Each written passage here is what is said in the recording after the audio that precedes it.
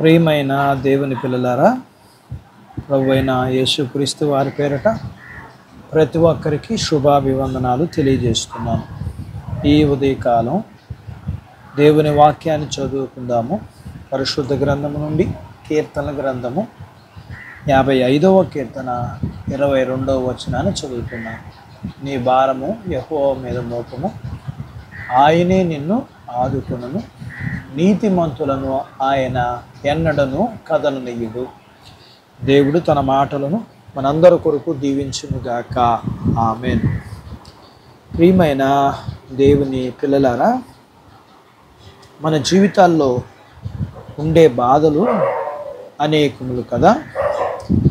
ఈ బాధను బట్టి కలిగే భయానికి కొందరు కృంగిపోతారు. వారి మాటల చేత, చేష్టల చేత కలిగే హింసను బట్టి గుండెల్లో కలిగే బాధ ఇంత అంతా కాదు.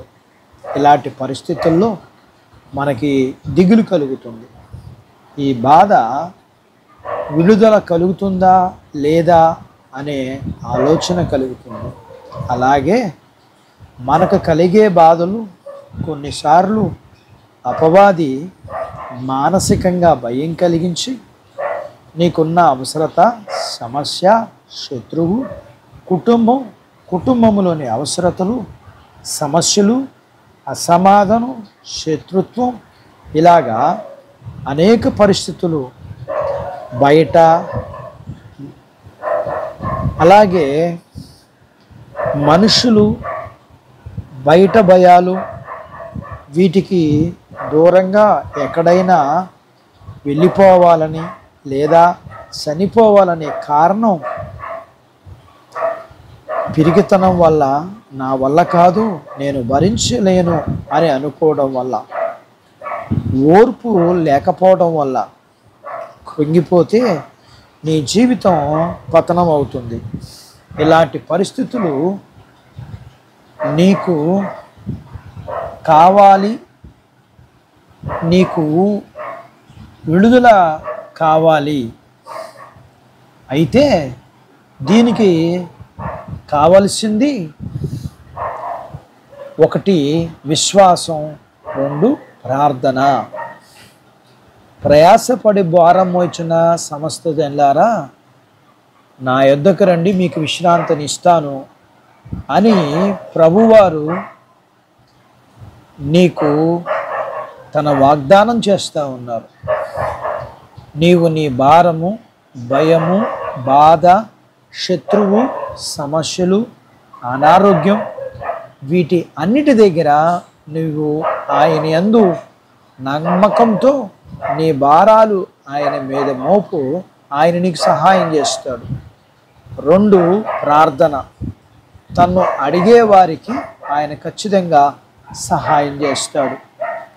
నువ్వు అడిగిన దానికంటే అత్యధికమైనది ఇచ్చేవాడు ఆయన. దావీదు తన జీవితంలో కలిగిన కష్టాలు, బాధలు, శ్రమలు, సమస్యల దగ్గర చేసింది ఇదే కదా. అందుకని తాను ఇలా అంటున్నాడు, దేవుడు ఎంత మంచి వాడు, నేను రుచి చూచి తెలుసుకున్నాను, నా భారాలు ఆయన మీద వేశాను, ఆయన నాకు సహాయం చేస్తాడు. నీకు కూడా సహాయం చేస్తాడు. నీ భారము ఆయన మీద మోపు, ఆయన నీకు సహాయం చేస్తాడు. అట్టి బాధ్యత దేవుడు నీకు దయచేయునుగాక. ఆమేన్. దేవుడు తన మాటలు నీ కొరకు దీవించునుగాక. ఆమేన్. ప్రార్థించుకుందాం.